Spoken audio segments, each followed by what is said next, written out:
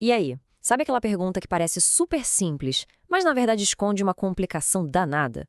Tipo, quando exatamente um crime é considerado cometido? A resposta parece óbvia, né? Mas a lei tem uma visão bem específica e, olha, até surpreendente sobre isso. Bora desvendar esse mistério juntos? Para a gente entrar de cabeça no assunto, vamos pensar nessa situação aqui, ó. Alguém envia uma carta-bomba na segunda, mas ela só chega no destino e explode na sexta. E aí, a pergunta que não quer calar. Para a justiça, o crime rolou na segunda ou na sexta? É esse tipo de nó que a lei precisa desatar com muita precisão. Bom, para nossa sorte, não precisa ficar quebrando a cabeça. A lei dá a resposta. Vamos dar uma olhada no que diz o famoso artigo 4º do nosso Código Penal.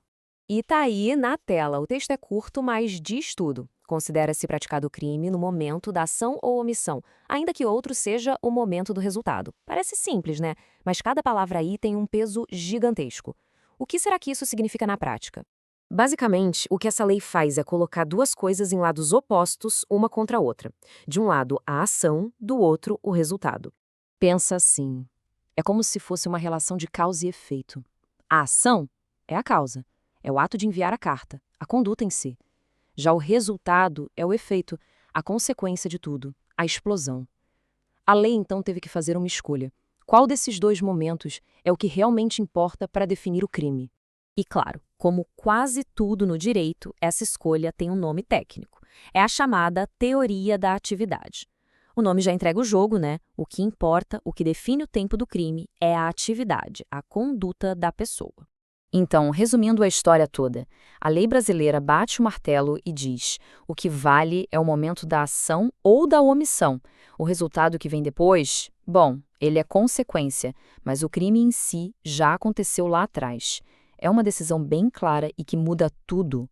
Beleza, a teoria a gente já entendeu. Mas e na prática, como é que essa história funciona? Vamos voltar para os nossos exemplos. E aí está, o nosso mistério da carta-bomba resolvido. O crime foi cometido na segunda-feira, exatamente no momento em que a pessoa teve a conduta de enviar o pacote. A explosão de sexta foi só o resultado, mas para a lei, o ato criminoso já estava consumado desde o começo da semana. Mas espera um pouco. A lei fala em ação ou omissão. E quando o problema é justamente a pessoa não ter feito alguma coisa, a regra vale do mesmo jeito?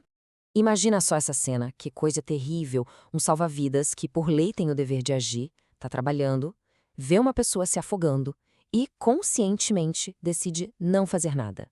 Cruza os braços. Minutos depois, a tragédia acontece. De novo, a gente tem uma conduta, que nesse caso é a falta dela, a omissão, e um resultado que vem depois. E aí, com tudo que a gente já conversou, a pergunta é: quando o crime do salva-vidas foi praticado, foi no instante em que ele se omitiu, quebrando o dever dele, ou foi só no momento em que a vítima, infelizmente, veio a falecer por causa disso? Pois é, aplicando a mesmíssima teoria da atividade, a resposta é uma só. O crime aconteceu no exato segundo em que o salva-vidas decidiu não agir. A morte da pessoa foi o resultado trágico, mas, para a lei, o crime já tinha acontecido no momento da omissão. Ok, a gente já entendeu a regra. O que vale é a ação ou a omissão. Mas por que essa discussão toda é tão importante? Qual a diferença que isso faz no mundo real? Ah, faz toda a diferença. Pensa bem, definir esse momento exato é o que decide, por exemplo, qual lei vai ser aplicada. Se a lei muda no meio do caminho, é o momento da ação que conta. É isso que dá o pontapé inicial para contar o prazo de prescrição, sabe? O tempo que o Estado tem para punir.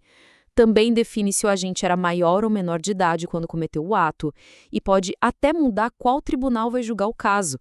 Ou seja, não é um detalhezinho técnico, é a base de muita coisa importante. Isso tudo deixa a gente com uma pulga atrás da orelha, né?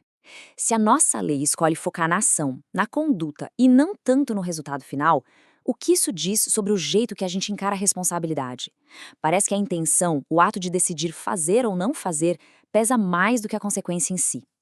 É uma reflexão e tanto sobre o que, no fundo, a gente considera ser a essência de um crime.